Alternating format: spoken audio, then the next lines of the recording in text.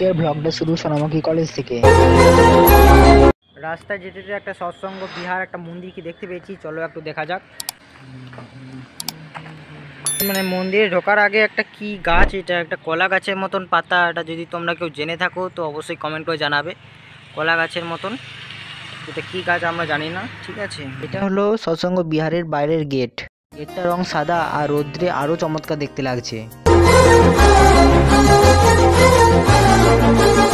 ঢুকতেই ফুলের বাগান রয়েছে আর তারপরে আসল মন্দির। মন্দিরটির আশপাশ অনেকটা জায়গা নিয়ে অবস্থিত, আর তোমরা যদি কেউ সোনামুখী আসো তো এই জায়গাটি অবশ্যই একবার ঘুরে আসবে। সোনামুখী কলেজ থেকে একটু যেই দেখতে পাবে। এটি হলো আসল মন্দির। এটি আশপাশটা অনেকটি বড়, সাদা রঙে দেখতে আর রোদে আরো চমৎকার দেখতে লাগছে। তোমরা আসবে, খুব ভালো লাগবে। আমরা দুপুরে গিয়েছিলাম দেখতে, আর এখানে দুপুরে দেখতে নিষেধ আছে, তাই আমি মন্দিরের ভেতরটা দেখাতে পারলাম না।